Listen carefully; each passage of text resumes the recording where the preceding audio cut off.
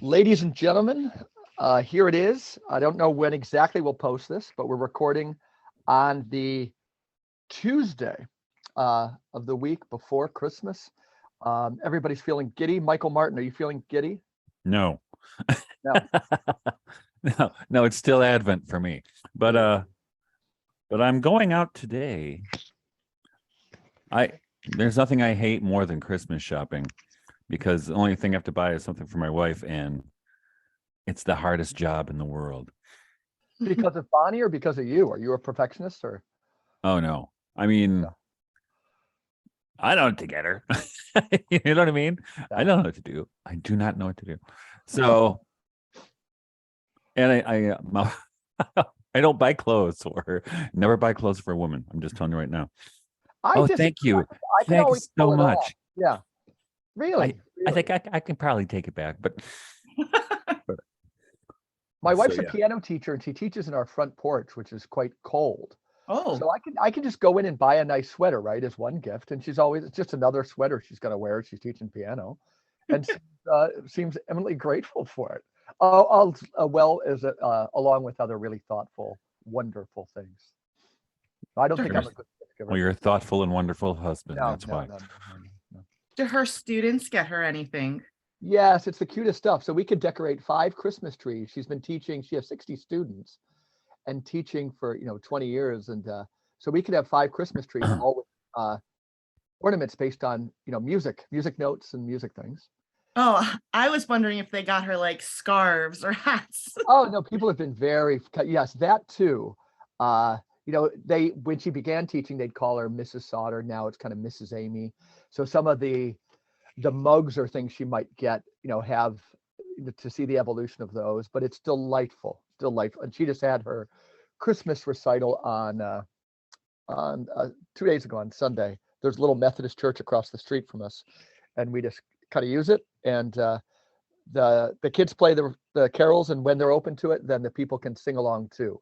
So every year there's a number where the people are invited to sing along. Yep. Nice. Yep. Good, honest fun. So Tara, our listeners heard your voice, especially if they're listening on the podcast and not the YouTube. And a very familiar voice, a very familiar face, a friend to Michael and I, and grateful to have you in this week before Christmas, because we're just going to talk about things like Christmas. This is our first ever Christmas regeneration podcast episode. Thank you. I'm so excited to talk about Christmas, because it's it's such a huge part of our culture, and yet we talk so much about the busyness. Yeah. So talking about Christmas itself is always a pleasure. And you're happy to share with listeners too that you're expecting, Yes, I'm happy to share with my listeners. I'm expecting another baby right around late March.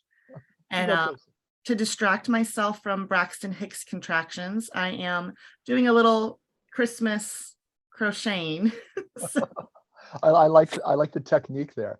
I just had to write a bulletin column for our church bulletin, and a wonderful lady who's worked for 39 years. She's retiring in the first week of January, and I was mentioning how during Christmas we think of expecting the baby, and I've seen this in some Waldorf literature too, but like our culture needs more language surrounding what do we expect of people in their teens, what do we expect of maturity, and then the biggest one is post-retirement. Does our culture have any expectations for people, or are they just sent out to pasture and so forth, right? And I think this Christmas season of expectation, we should be aware of all those births that we're expected to do. Thomas Merton has an essay where he at least started to rudimentarily outline what's called of us, when we get older. But that's a tricky stage. So I was thinking, even in the Christmas season, we can be thinking about those expectations. I'm 54 or 55, I really don't know, and that we all have expectations too. Yes. I mean, and that's, as I recently wrote in my blog, so Advent is typically a difficult time, spiritually, I think. And we talked about this a little bit last time. And it's an expectation. I mean, that's the theme of Advent, right? Mm-hmm. And so actually we did a kind of a cool thing yesterday with one of our former guests, Mary Jo Aresti. She came over. So there's a bit of a story of this. So I mentioned when I was training as a Waldorf teacher, and I would work with Mary Jo, who does curative work or extra lesson stuff, they call it, in a Waldorf school. And she was really excited because she had this new thing, this new therapy. She wanted to see how it was a little bit more, it was a little bit involved, and she wanted to test it out on me. Wow. And she got it from the Camp Hill movement. Yeah, I know it It's well. a beautiful movement. And it's called the Madonna sequence. But Mary Jo always calls it the Madonna treatment. And what it is, it's really beautiful. And so what it is, it's a kind of contemplative experience using music, usually a lyre or something, and cultivating a mood of reverence, like we talked about, where a sequence of images of Renaissance Madonnas comes, is before the viewer, and there's no talking or anything. There's no explanation. You just experience this, and it starts with the Sistine Madonna, goes through several of Raphael's, and one of the one painting that is not a Madonna is Raphael's Transfiguration. I can't picture it right now. So the cool thing was, so it's a therapeutic process. So the way it happens is, and she did this at home here with the kids, because she's basically a member of the family. So I told her last summer when I was doing a drop off for the CSA, which she belongs to, I said, you got to come over and do the Madonna treatment. The kids need that. And I said, we should do it in Advent. And so she came over yesterday, and my kids are pretty, especially my two youngest, are pretty rambunctious. 12-year-old boy, right? That's why people don't want to teach sixth grade, because 12-year-old boys inhabit sixth grade, and they're little mouthy buggers.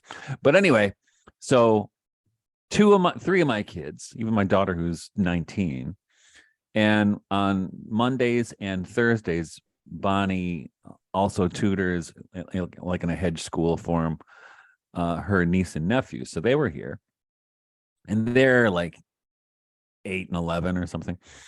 So what started with this Madonna treatment is she had the kids in our parlor, which is a big open space, and they were standing in like a 5-pointed star. And she did some movement things, eurythmy, using bean bags to get them accustomed to their peripheral vision and doing and coordination. And then they were throwing bean bags. They'd got 3 going at the one time, throwing in a 5-pointed star pattern. Then we went into the kitchen, which is another large room, and the kids sat at the table, and she had them use red and blue block crayons, and she showed them a picture that she had drawn of a rose surrounded by blue. And she said, I just want you to do this. You don't have to do it. It doesn't have to be like mine. It could be like anything, but I'll like you to draw that. And they all did it. Drew this rose with the blue surrounding it. I mean, it's this perfect Goethean color theory, right? Where the red comes toward you and the blue is embracing, right? Just like in images of the Madonna. And so after they did that, there was a candle lit in the kitchen, and I was playing a little Kinderlyre we have, and Mary Jo showed the sequence of the images. So, gave it about 30 seconds per image. There's 13 of them, 15 of them. And it was amazing how the energy in the room just mellowed out. It was just, there was such a feeling of reverence. None of the kids were goofing around. Even the dog fell asleep. And it was and it ended, and the kids were quiet for 3 minutes. And you really felt something sacred had happened, which is which was the ultimate thing going into well, it'll be inhabiting this space of Advent and anticipating the birth of Christ this Sunday. So it was really healing, I thought, for me too. It was really, for all the darkness we contend with sometimes during Advent, this seemed to bring healing, and healing is the best word for it. It was really a beautiful and sacred experience. And so that's what's interesting to me. I mean, what about this whole season is how we can cultivate the combination of containing the sacred, but at the same time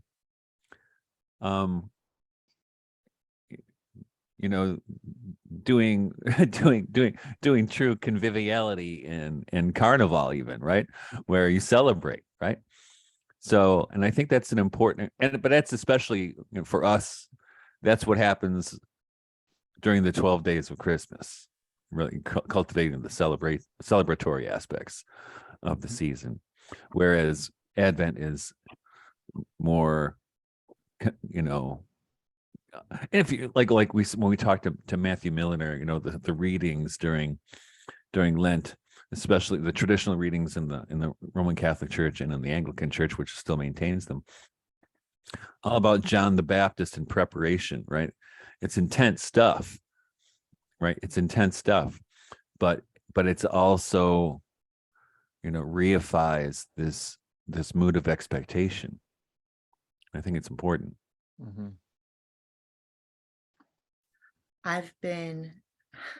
What you said was so lovely, and I really wish I was her neighbor too. But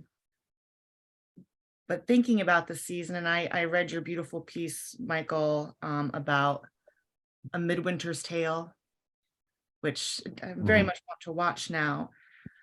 But I think the past few Advents have been much more peaceful for me compared to maybe a long string of very somber ones.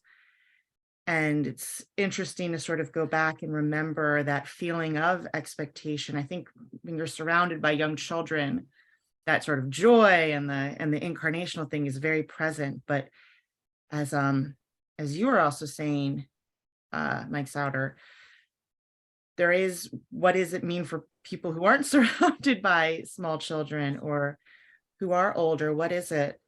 I've been thinking a lot about Rudolf Steiner's talking about in-breathing and out-breathing, and that how rhythm can replace strength, and sort of separating activities so that today is a quiet day in our house. It's an in-breathing day, a resetting day.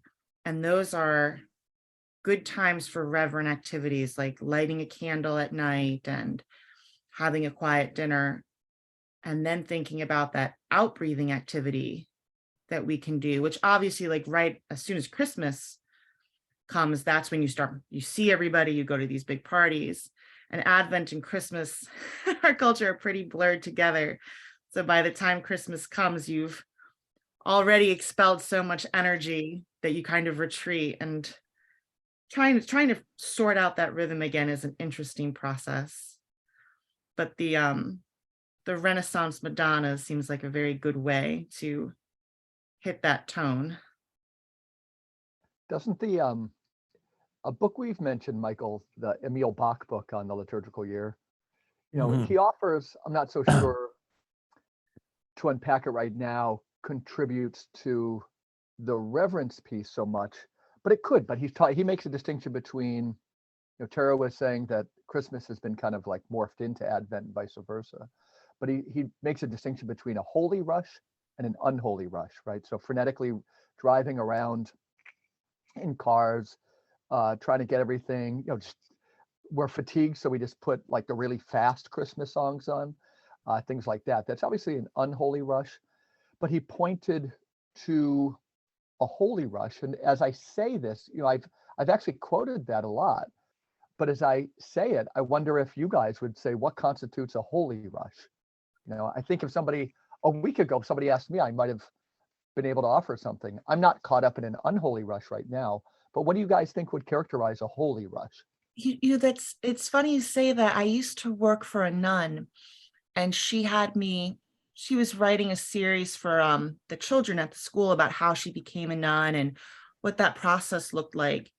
And she told a story about the novices being late for mass, and they're all running, and their mother superior sees them and says, never run, not even if you're late for mass. And I thought, that is she said at the time she didn't understand it whatsoever, and then as the years have gone by, she's understood it much more. And I feel like I can see why not to run, but to imagine what a holy rush would look like. I guess the closest I can maybe think of are like the shepherds, right? Yeah. But even then, what are they running, or are they just walking with purpose? And I've read that Bach essay so many times. I'm trying to think of even what he says, but one is, obviously, let's say you didn't go to the mall once. Let's say you never bought anything at a store. You're still, Michael has talked about in his house, the Advent wreath, moving through the, the kingdoms of nature. There's a lot of things we can do. I had a meeting at the parish. The wonderful parishioners had set up. Prior to Advent, we had a conversation on like young adults and their addictions to screens, and we all agreed that was us too. That all we can do is model it. That it was kind of resolved, at least in our parish. Some people were invited to begin small, right? Tech-free Thursdays. But then we met again last Sunday, these kind of parents who wanted to start, kind of supporting one another in this. And, there was the hostess. She had wonderful things. She's a Waldorf mom, but like there was so many, journeys she was taking with her Advent calendar, the Advent wreath, readings, songs, the songs that come. And so, those things combined can be a form of a rush, because there's a decent amount, but definitely filled with reverence and holiness. Michael, this is, I think, your house more than it's mine. Well, I still have smaller, well, they're not small, but and I think, and that's what actually I told them at Tara's instigation. I started gathering materials for this book I want to write on celebrating the festivals. Good. And a couple of them just came in the mail. Can I do a show and tell? Yeah, Now this one, do you know this book, Tara? That's been out for a while, right? I think we have no. Oh, it's been out forever, yeah. Okay, and we had a copy years ago, and I couldn't find it, and so I bought a new one. And it's by Marion Green. I think she was like a kind of neo-pagan Christian kind of British person. I don't know if she's still around. What I loved about it, there's hey, neo-pagan British person. My name is Michael Martin. Pretty much, yeah. But what I love about it is, the stuff on the festivals is okay. Some of it's better than others, but at the end of every chapter, so she goes by the months, and she starts in February, and but she has recipes. So I just happened. Well, let me. Since we're talking Christmas, let's see what she has for Christmas recipes or December recipes. Because December, not only, is it Advent, but we also have the Feast of St. Nicholas and the Feast of St. Lucy, right? Yeah. Which are important. So here are her recipes for December. Jugged hare is one of them. How about that? What is it? It's hare. It's one hare or so rabbit. Cooked in bacon and red wine and butter. Oh my God, I already love this. We haven't had and then she has a red cabbage dish, which is red cabbage and apples and vinegar, which we've had that before. It's good. Then this stuff called Glühwein, which is a German drink served hot and is ideal for winter parties. So it's got red wine, brandy, orange juice, lemons, cloves, and cinnamon. How about that? Or brandy snap. So it's not just for kids in this book. And actually, I think, I'd have to look, I think in the May section, she has a recipe for, maybe it's not May, I can't remember what month it is, but she has a recipe for making hard cider, which was the first time I attempted fermentation back in the day, Based on her recipe. 30 years ago. Yeah. Mhm. And I think so this is cool. I mean, this is, think about the sacredness of a meal. I mean, every meal is in a sense a kind of Eucharist, right? Why did Christ take the Passover, the Seder meal, and transform it into even something more sacred than Passover, which Passover is pretty sacred. Coventry Patmore, the Eucharist was a meal so that every meal may become a Eucharist. Exactly. And so how can, how do we bring that into our experience of eating in this country, in this culture, is just like that unhealthy rush very often, right? I'm guilty. Yeah. It's not fast food, but like my wife's a piano teacher, and so she's usually teaching during the dinner hour. And I suppose it makes those meals that are slower for us more special. But I'm just saying, like, pretty much guilty as charged on a lot of Well, them. yeah, that happened. And my mom, God bless her. One of the things, she was a really feisty Irish lady, but so when I was a teenager, when my youngest sister went into school, my mom went back to work. So during the week was pretty chaotic. Our house was, we would definitely have meals as a family every day, but everybody was rushing around. Then when I got to be in high school, and I had jobs after school, I was never home for Easter, but or for meals, or very seldom home for meals. But what my mom did, because she knew that was all chaotic during the week, she made Sunday a big deal. So she would make a big meal on Sunday, and eventually it was kind of interesting. Our friends would start to show up at our house on Sunday because my mom always made more room. And sometimes we would, we had 4 of us kids and my mom and dad, so 6. But sometimes we'd have 10, 11 people at the dinner table on a Sunday, just because people would stop by and they felt attracted to this very commonplace but very sacred activity of sharing a meal together, where you can speak.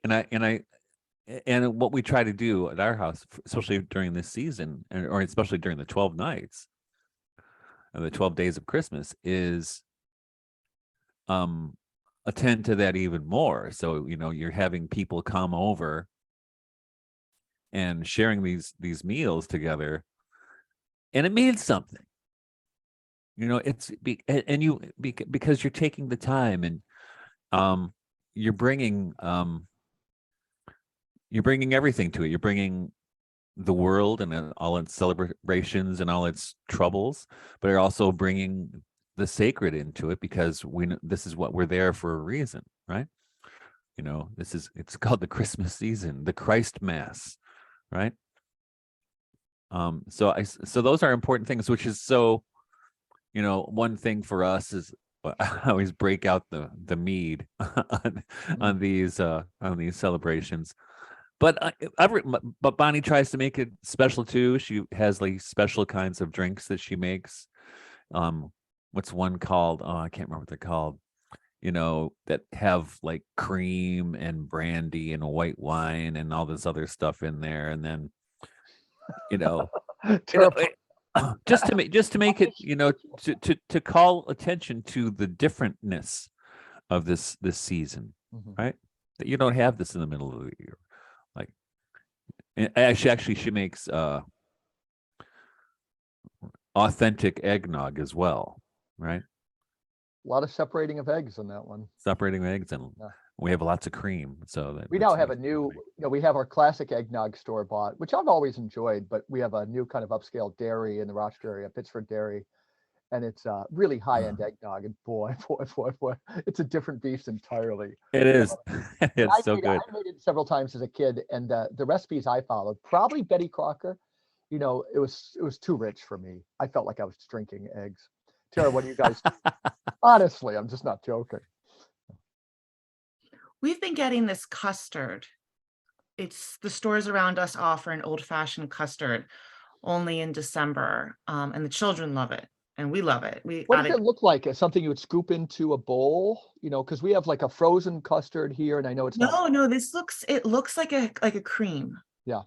Like it's in the same sort of glass jars you would buy cream for, or half and half. Okay. But it's thick and it has a mild spice. But I haven't made anything like eggnog and stuff until the kids are a little older and maybe they have more advanced palates. Yeah. So how do you serve that custard? Oh, in cups for the kids, nothing Yeah. too Okay. special Yeah, right yeah, now. yeah. We have some special meals. I mean, we have a lot of special meals around this time. But the custard is sort of just like every day, like every few days, like it's Advent, you can have something special. Yeah. As long as it's in the store. Uh-huh.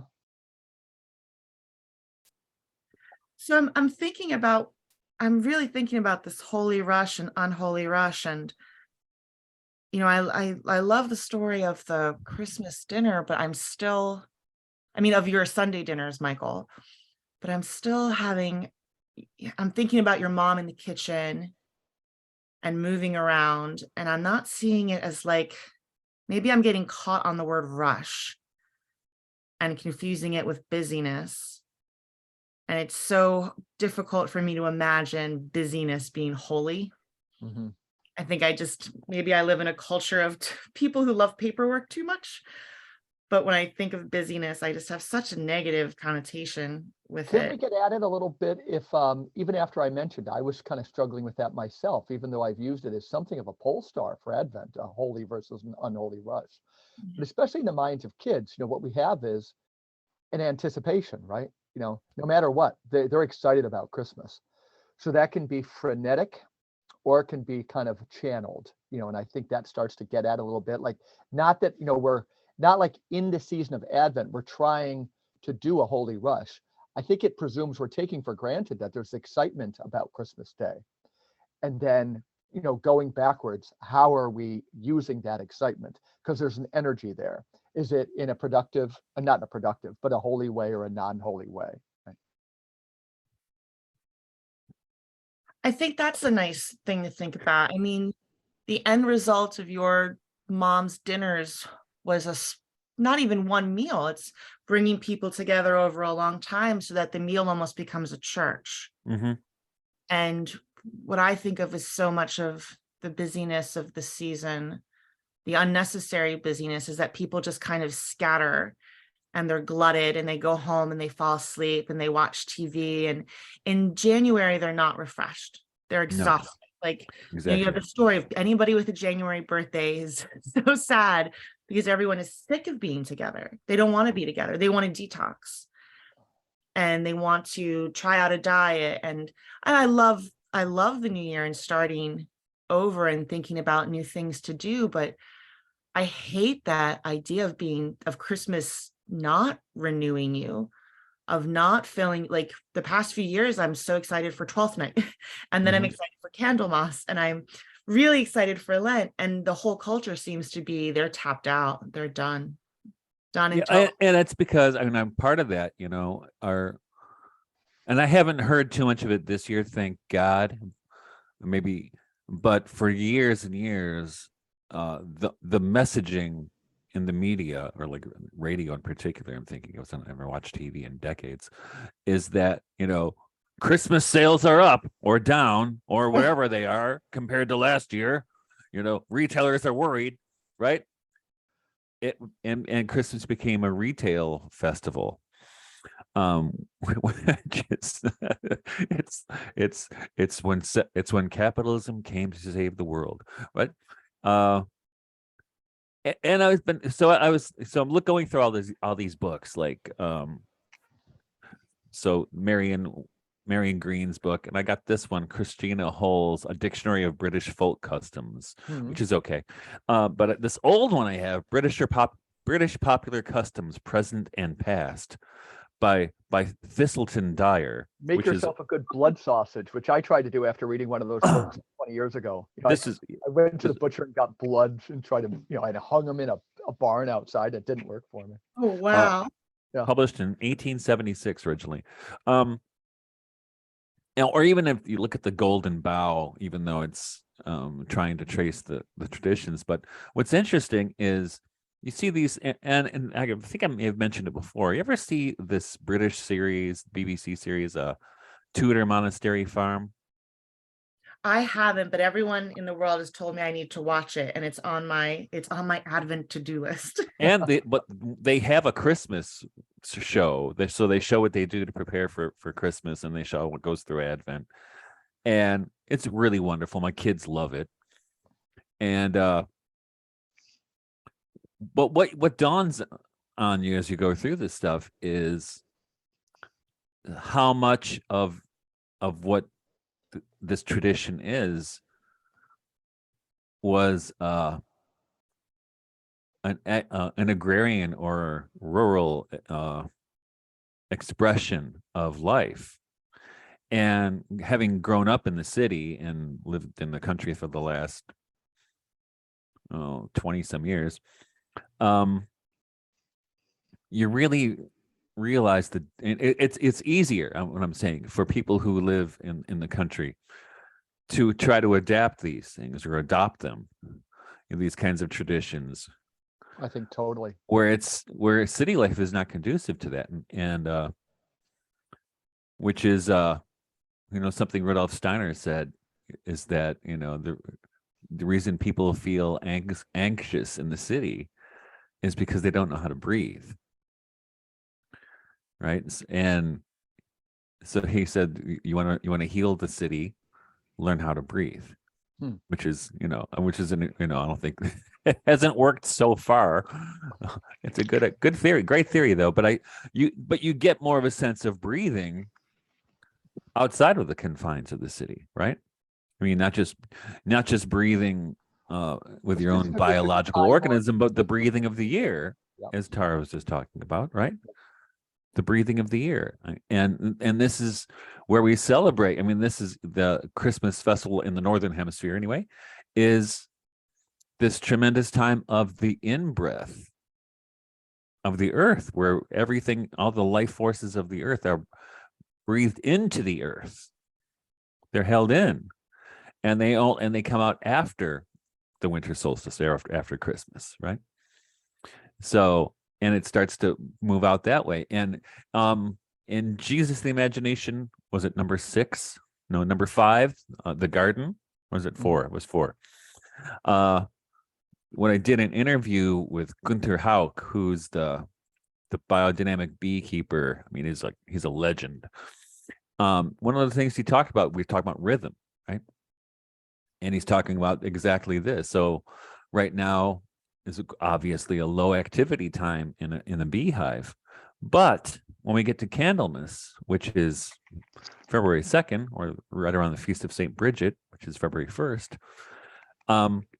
and also with chickens, right? This is when the queen starts to lay again. No eggs, brother. I'm getting no eggs. So no, same here, no eggs. But because that's a natural rhythm, right? But when it gets to February, you'll be overwhelmed with eggs, right? Yeah. And which is when the chickens start to lay and the queen bee starts to lay, and on our and the seeds start moving underground around Valentine's Day and so forth, right?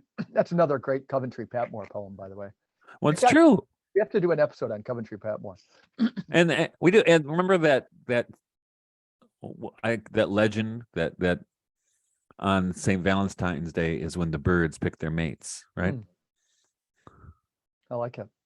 Do you think, and not to take this a different direction, but like, since we were talking about Steiner and Emil Bach, and I'm just like the Holy Rush and the Unholy Rush, I'm a little bit guilty because I'm forgetting some of the distinctions, but there's a theme in that book, which I think he's accurately and honestly reflecting Steiner, is that, and I see this in William Blake too, Mark Vernon, who we had on. If you have time, he's got a brilliant episode on how William Blake looked at Christmas and the Nativity. But and I'm going to make one more connection. Last week when we had Matt Milliner on, we were talking about how Chesterton, and Tolkien, and all these ones, could we use them to comment on today and to comment on the future, as opposed to this kind of nostalgic feeling? So William Blake on Christmas is wondering if he's wondering, even in his time, if it was bringing us 2 too nostalgic. You know, this theme of like, you know, you and me hiding against the world, two sparrows in a hurricane, that whole worldview. And so, you know, Steiner and certainly Emil Bach are pointing to say, you know, Epiphany is the festival of the future. And I'm even going to hazard a guess that when we were discussing kind of Christmas, you felt me kind of like, you know, maybe my own visceral sense that like I don't have Christmas figured out. I'm not so sure I want to have Christmas figured out. You know, that it is, you know, at the very least, Christmas, and I'm not using pejoratively the word backward here, but Christmas, when we think of the mother and the Christ child in the manger, it's backward looking. You know, Epiphany is looking kind of forward to the future. And right now we see not only society, but like the world going to hell in a handbasket. And the notion of kind of taking refuge in nostalgia, taking refuge in is a real danger at this time. You know, I was just reading an excellent book by this Gerald Hurd that our friend Guido Preparata put me onto. He was one of these guys who was hanging around with Huxley and Alan Watts out in California. This guy strikes me as the best of the best, a real genius. But he maybe the most eloquent diagnostician of the temperament of going backwards versus the pushing through to the future. You know, and how we might have to reconsider like how we pray and look at the festivals versus whether at this point, because the temptation is so real to go back, this thing we're teasing all the time, Michael, with a certain view of Tolkien and Chesterton and so forth. But you think, you know, Michael, let me kind of say to you or Tara too, am I accurately kind of reflecting Steiner, you know, that they thought like over time we would take more of an epiphany minded spirituality at this time of year? I don't recall that. Yeah. I know it's there in the Bach book. Yeah. But Steiner makes a big deal about Christmas. I mean, at the Christmas conference is when he dedicated the first Goetheanum. And I don't have it available to me, but there's this one. So when I was a Waldorf teacher, one of the things we used to do, and I don't think they do anymore, is we would put on these Oberrufer, which is an island in the Danube, I think. They had these plays that they had been preserved, like in the age of the Brothers Grimm, and one was the Shepherd's Play, and we would always do this one for the students, and the teachers would not tell the kids. We always said, "I have a dentist appointment today." "You don't. You're going to be in that play." "No, my teeth hurt." So, and we'd be in the play, and it was riotous fun, but it was also it's very sacred. You know, about meditation upon the incarnation. And as we mentioned, the Holy Rush, where the shepherds rush to Bethlehem to see the child, right? And of course, a little aside. So one year we did the Shepherd's Play, and I played the oldest shepherd, Crispin, and Mary Jo was the Virgin Mary. Huh. And so at the end, we have to dance around the shepherds, and I was dancing. I had a particular vibe going, and I made the Virgin Mary laugh on stage, but she broke character. Or did she? But so we would do that, you know, we'd have this, and it was a riotous fun, really riotous fun, very, you know, exuberant and sacred at the same time. But then sometimes we would also do the Three Kings play, which is from the same island, which is we would not do for the younger children, because you don't want to, you know, you don't want to talk about the slaughter of the innocents to little kids, right? So we would do it for the older children, and we would do it for the community as well, right? But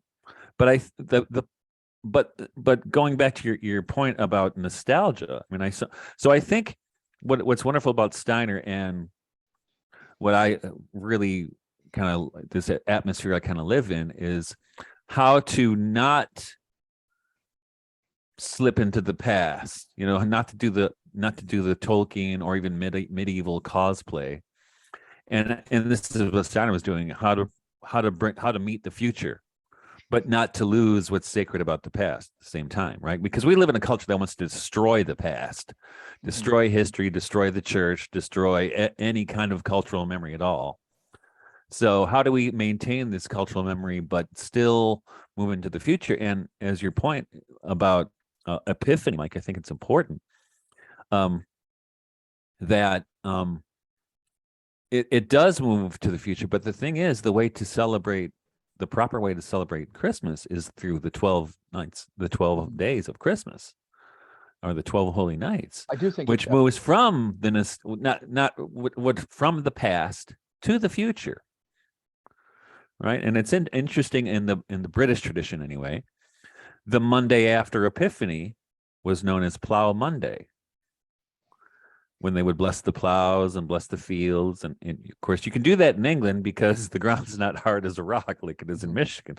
But the idea, right, is that, so you've gone through the 12 nights, you've gotten to Epiphany. And I don't know if you guys, do you chalk the door at Epiphany? We will be this year at church. I haven't done it at home so much, but it had been a thing at church. We always do, and I make it. Since I'm a Waldorf teacher, and I'm good with my colored chalk. I chalk around the lintel, and I do it on the inside of the house so we can see it all year round. If I put it on the outside, we won't see it. So I put it on the inside so we can look at it, and I usually don't erase it until the beginning of Advent the following year.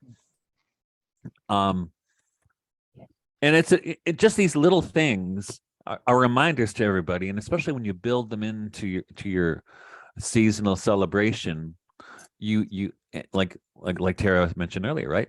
Rhythm replaces strength, and just it seems like such a simple thing, but you do these things rhythmically, year by year, or month by month, or day by day, whatever they happen to be, and it does build strength into not only like the community of the family and the extended family and friendships, but also your own constitution, right? It kind of a reorienting that constantly goes on.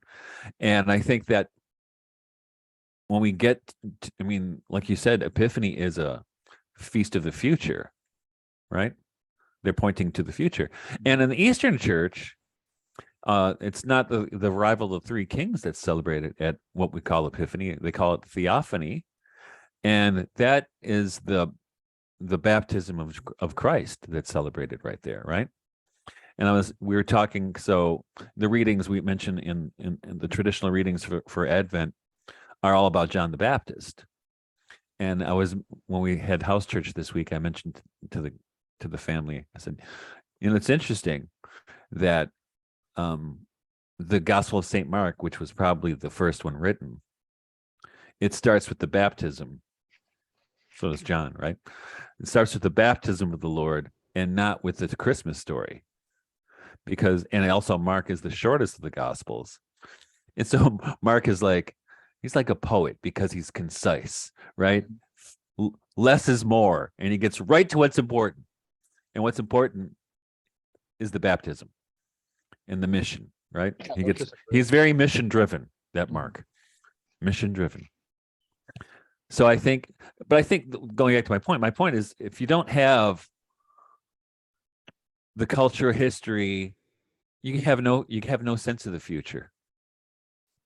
There is no future. Agreed. And we can make a distinction there between, I've always seen, I wrote an article at Front Porch, but it was on how the Immaculate Conception seems to me to be the feast of memory, right? A divine sap escaped from Eden, and it blossomed in the Virgin Mary. And that the power of memory, as it was for the Romantics, trailing clouds of glory from which we come, that when we use our Illichian, the worst is the corruption of the best, which isn't like Illichian, it's much bigger than that, nostalgia is the corruption of memory, right? There's a chapter in Christopher Lash's great book, The True and Only Heaven, Progress and Its Critics. But it's a seminal book, I think, for theology, because it really draws the most powerful distinction between nostalgia, which you and I keep on referring to, which is the cosplay versus thing. Whether it's, people whose only vacation is to go to Colonial Williamsburg and to just imagine when life was simple and to bemoan our life now. Or again, the Christmas, where the goal for so many people in a busy life and they don't like their jobs is to never get out of their pajamas the whole day, mom, dad, and the 2.5 kids. And then the fructifying force of memory, that when we recall happy memories from childhood, it gives us the strength to move forward. And I think if everybody kind of in their mind had that kind of a status check between memory and nostalgia, like we do again between hope and optimism, for example, they're quite analogous. We'd be in a pretty good place. But right now, without that distinction being drawn all the time, nostalgia is just winning the day, because to move forward is so god awful terrifying to people. Right. And remind me of that famous line from Angelus Silesius, right? If Christ were born in Bethlehem 1,000 times, not in thee thyself, then thou art lost eternally, right? Amen. Yep. So the idea of Christmas being always already happening, just like the crucifixion and resurrection, the ascension are always already happening, right? It's not a museum piece. And this is what our own culture, our post-Christian culture, tries to relegate Christianity to the museum, right? So when we imagine, when we're talking, I love the, nostalgia, it's the corruption of memory. And I was thinking the other day about how many people I know who are caught up in the city, not the rural life, and how many of them still hang on to Christmas as being something very important to them.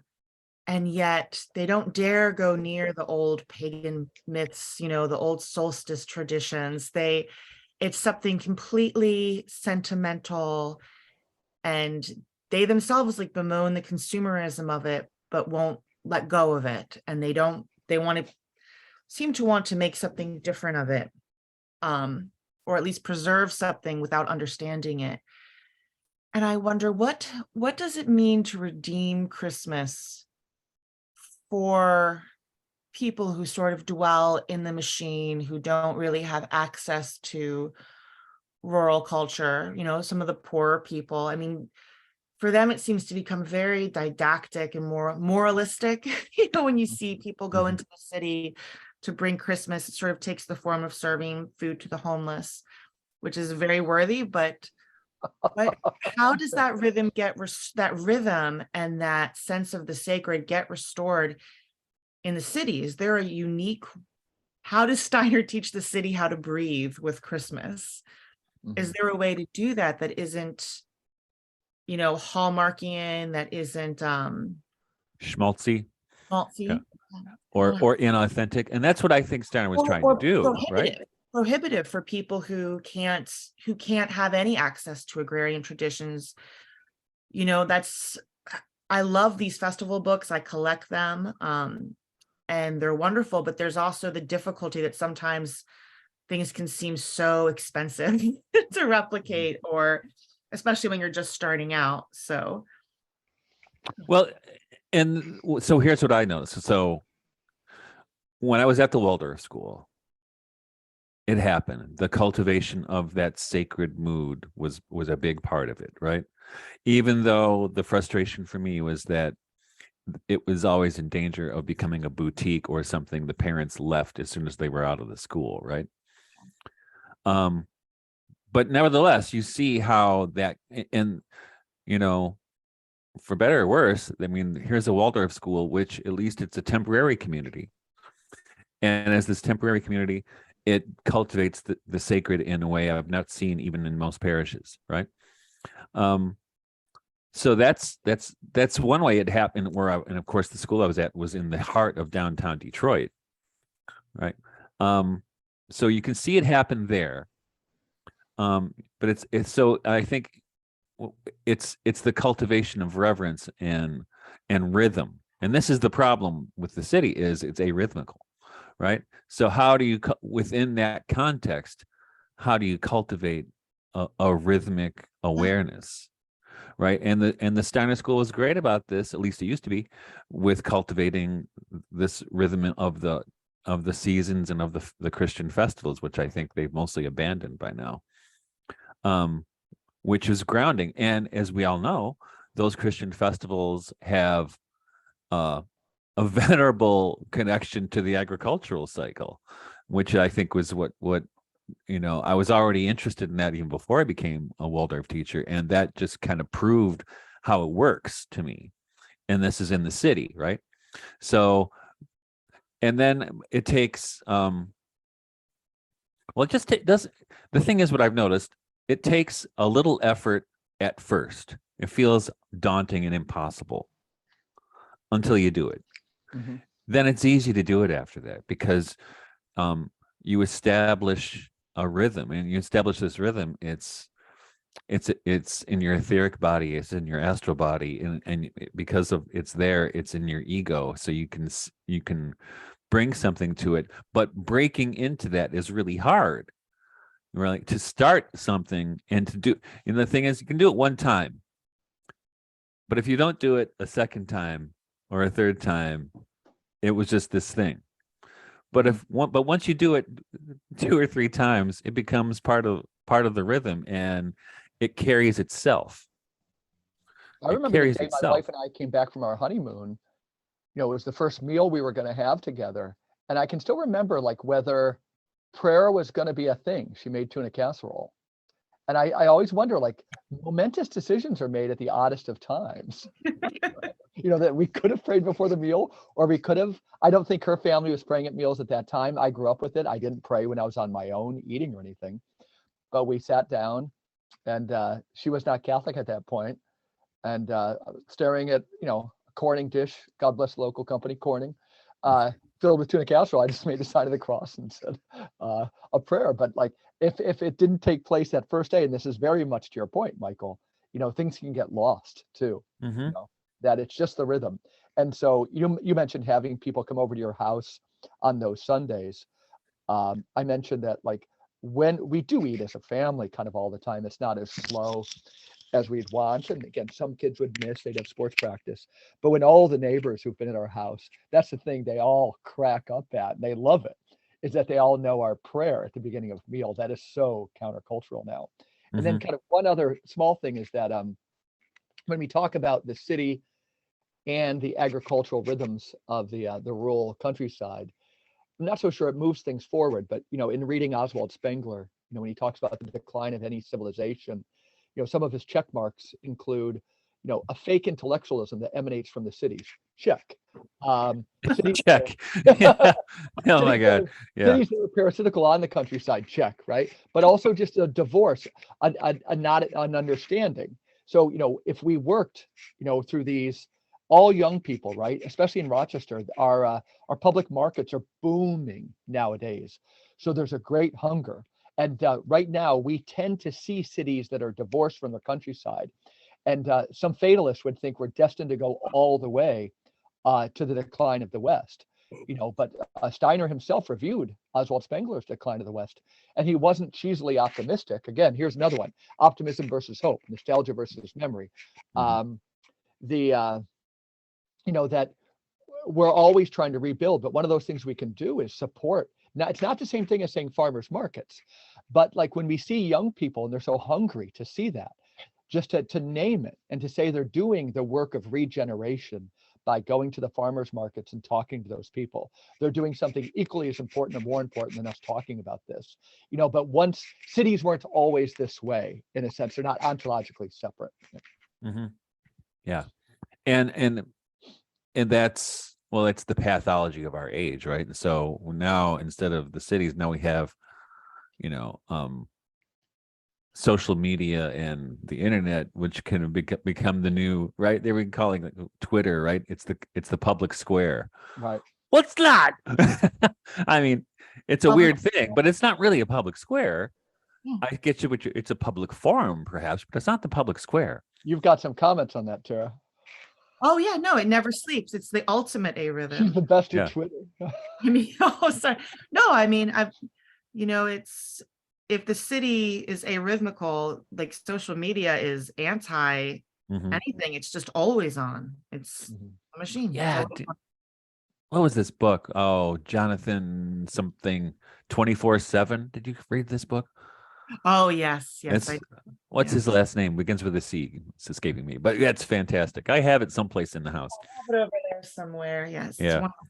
But it's really, and that's one of the things he nailed, is that it's the triumph of the World Economic Forum model of how things are, right? Right, which is talk about arrhythmical. Those cats are pretty arrhythmical. I'm not even sure they're human, but so to pull it back in. So how will you spend these holy nights, these 12 days of Christmas?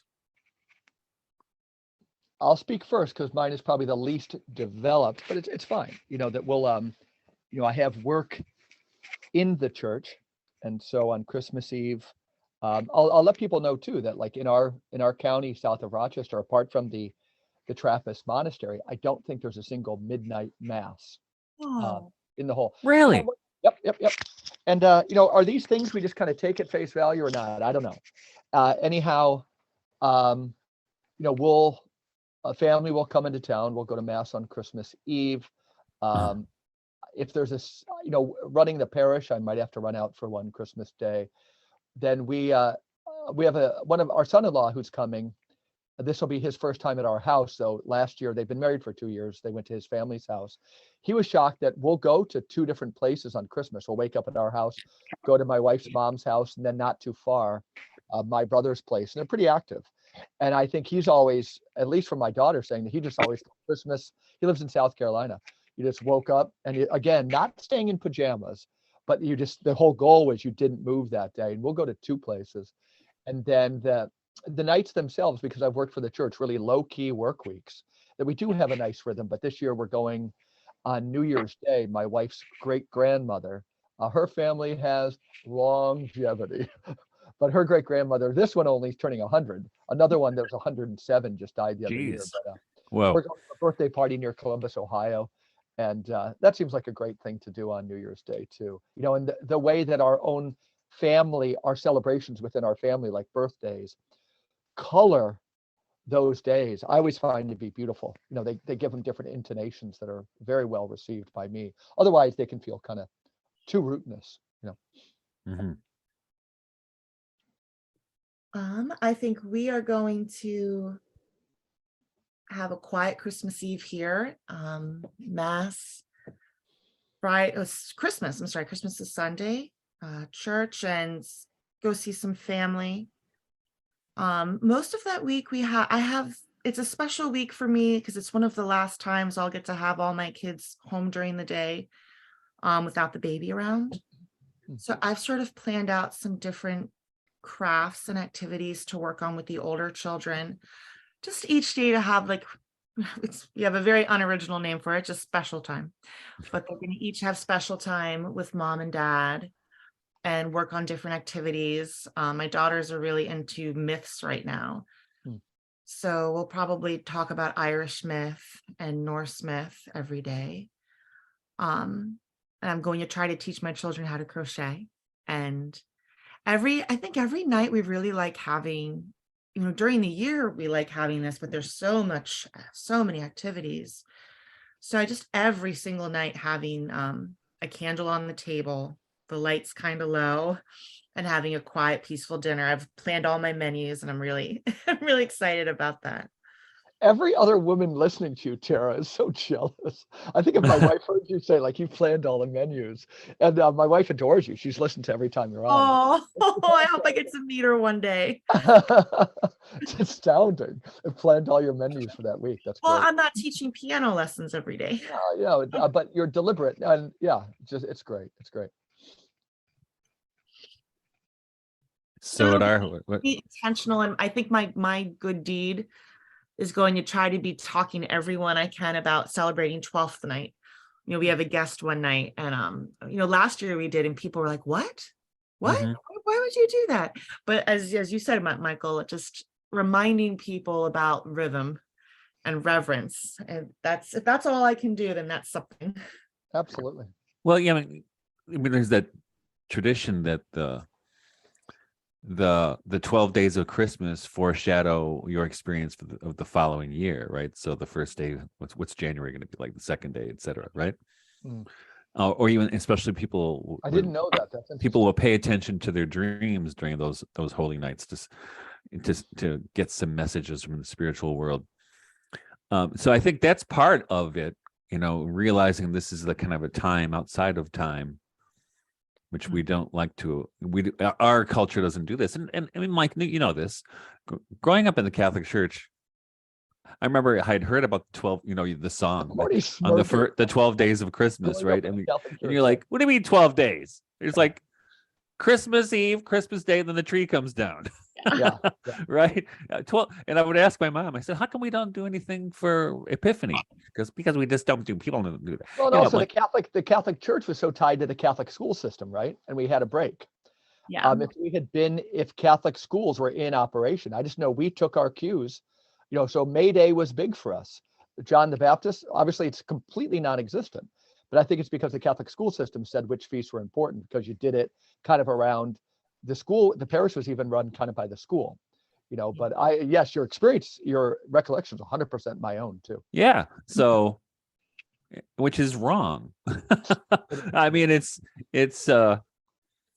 been co-opted by industrialization and capitalism in a way, get back to work, which is, this is what happened during the Protestant Reformation in England, right? Where the Puritans outlawed Christmas.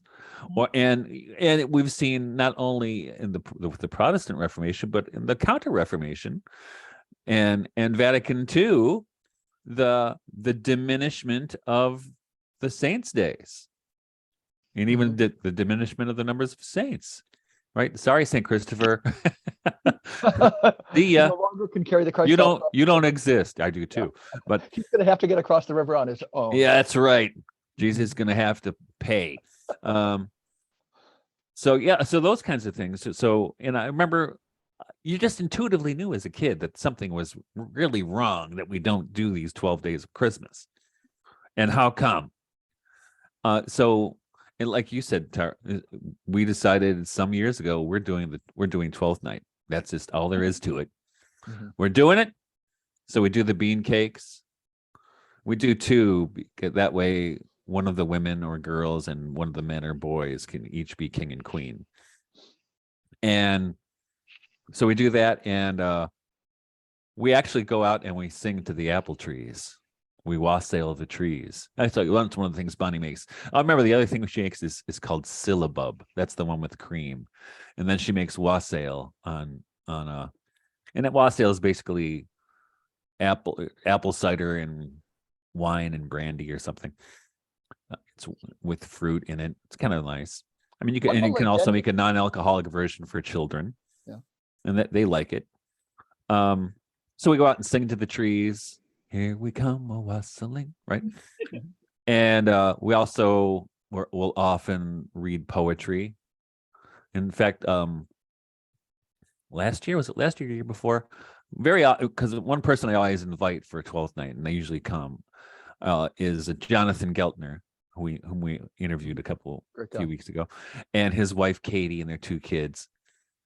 And I always tell John, bring a poem.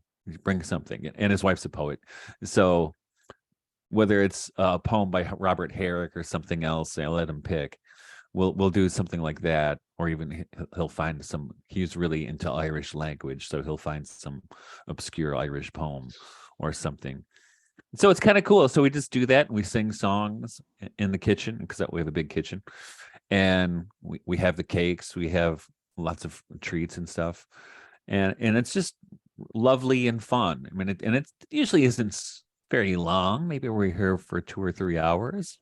Maybe we play games, but like I said, and we started doing it, and it's now just built into the etheric body of the family, and it's just something. It's part of the rhythm, right? And we look forward to it. The kids are already talking. The point you make is so important. Again, you do it once, you do it twice. It's built in. But I might, in the same parish where it's 5, again, former parishes rule, I was thinking of, I haven't read Rod Dreher in months, but it was, I think he was quoting, or maybe it was like Pat Deneen in this group, the post-liberals, but they were saying how Viktor Orban, I'm not into theocracy or anything. I'm not as enamored of him as other people are, but he gave a speech where he was saying that this, the immigration happening, now there's downsides, right? Like we need to kind of know who we are, but he was saying, welcome that immigration, because we're a culture that's in decline, and the Hispanic immigration can give us kind of new blood. But I know in our parish, if you wanted to celebrate 12th night, but you didn't have it in you, to look, we have a wonderful Puerto Rican community. We have a wonderful Mexican community. It's alive and well there, and it's great to say that, like in the Catholic Church, that we need to learn, from this new community. And I try to do that. I'll admit the first time I had this job running the parish for 8 years, started probably 15 years ago. And a parishioner came to me, and through Catholic Charities, they were going to do a 12th night, Trey type of celebration. And you know what we did? Talk about the worst being the corruption of the best. So the Hispanic community came out in droves. There's 150 people there, but they got some local guy to lecture them on their own custom of 12. Oh, It was just so painful. My friend Father Ed Dillon, who we've had on the show, he just had to walk out.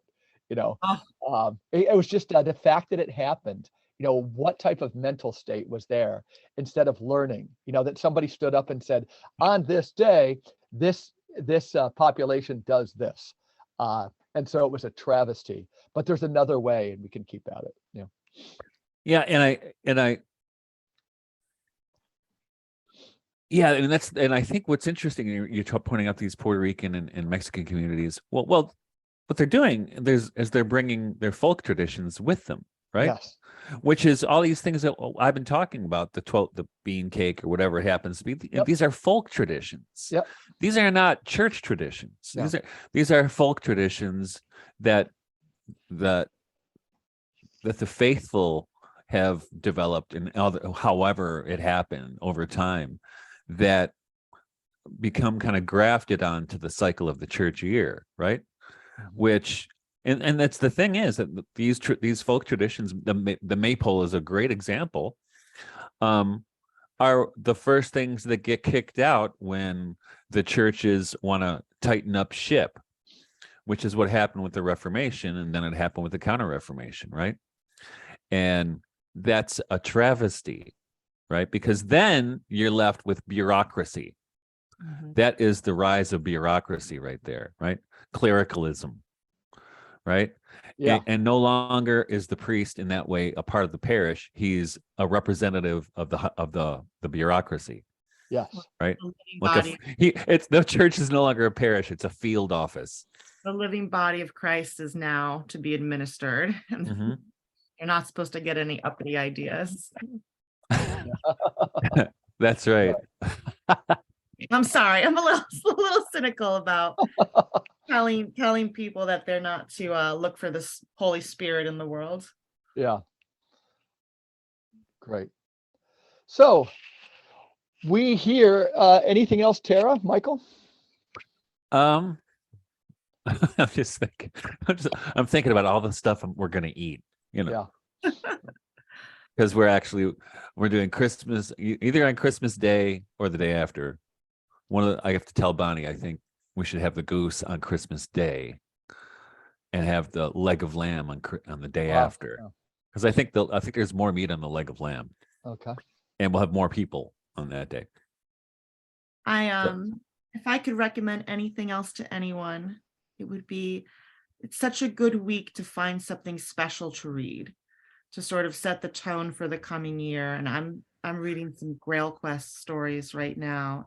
Nice. I think thinking about the excitement of Christmas as kind of a quest, like the quest of God to come to the world and incarnate, and the quest of Mary and Joseph to get to Bethlehem, and then all the other quests that follow.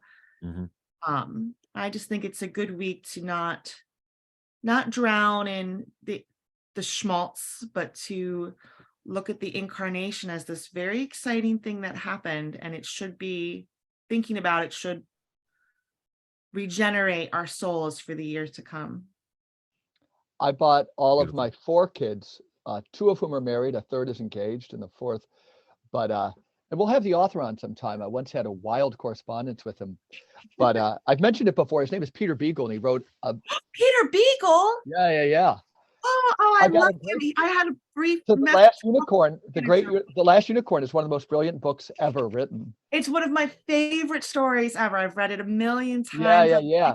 I can quote the whole movie line for line. And Yeah, I wrote the movie is great, and then it's just something, because you can't say the movie is anything other than great, but then you read the book and you just and the realize book is Yeah. fantastic. it's Tolkien-esque in its ability to kind of hold this kind of line between the world and so forth. But so I bought all 4 of my kids a copy of that. So for their next generation, I hope. Nice. Again, Oh. it's magical, right? For that. So we'll have Peter Beagle on sometime, Michael. You'll have to read the book.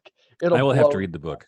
Yeah, and it's sociological in the extreme. It all plays with memory and just all the themes you would resonate with so I'm well. gonna write that down. Yeah. I wrote a silly review of it on Goodreads once when I was very young, but it was Yeah. very positive.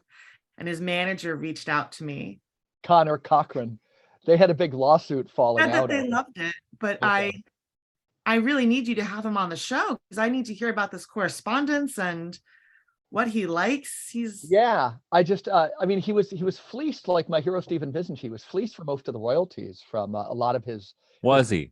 Yeah, and the follow-up to The Last Unicorn called Two Hearts that won the Hugo Award for the best short piece of fantasy. And I don't read much fantasy, but the long story short, I just had some college kids and I noticed the ones that kind of seem to be genius and might have a religious vocation or a real mystical bent. One thing they had in common is they all been wildly influenced by the movie The Last Unicorn as children. And I wrote to Peter Beagle thinking he was too, it would be like writing to Tolkien or something. He was too far removed. And I wrote to his publisher saying some of the themes I saw in the book and wondering if he could send us a poster because I was going to start a Last Unicorn Club as a subset of the Newman community at the college. And I got an email back that just said, Mr. Beagle is desperate to speak with you because the themes I saw in The Last Unicorn, he just resonated. So then I asked him, Tara, about the butterfly sequence. Like, what the hell's going on with this scene? And it's just brilliant correspondence. Anyhow, so again, that's for anybody, if you're looking to get a book that can, if you love Tolkien and you've read it so many times and you want something shorter, this thing is right up there. So here we are. And Michael, your screen looks frozen to Tara and I. Can you hear us? Wow, maybe not. It does look frozen. Yes. Yeah. Maybe he went to cook the goose or something. But he raced out to get the Peter Beagle book. yeah, maybe Couldn't he's wait reading a it second right now. longer. I'll send him a copy, Mike. You didn't have to leave the freaking podcast. It's not that expensive, bro. Well, anyhow, Tara, it's been great seeing you. You know, you're expecting a child, you say due sometime in March, and I ask our listeners, those of the praying sort, to keep you in prayer, as I will during this time. Thank you. Yep. And so have a wonderful Christmas season, and we'll catch you on the flip side sometime, Tara. Okay. Thank you so much. You Okay. too, Mike. Yep. And thank you for everybody for Mike. listening. Yeah. We'll miss Michael here. Thank you for listening to the Regeneration Podcast. We'll see you again maybe in 2 weeks. I haven't talked to my co-host Michael to see if we're gonna take the week off or not. He just said I got a text from him saying the internet went out. Love you, brother. Merry Christmas. See you, Tara. Bye-bye.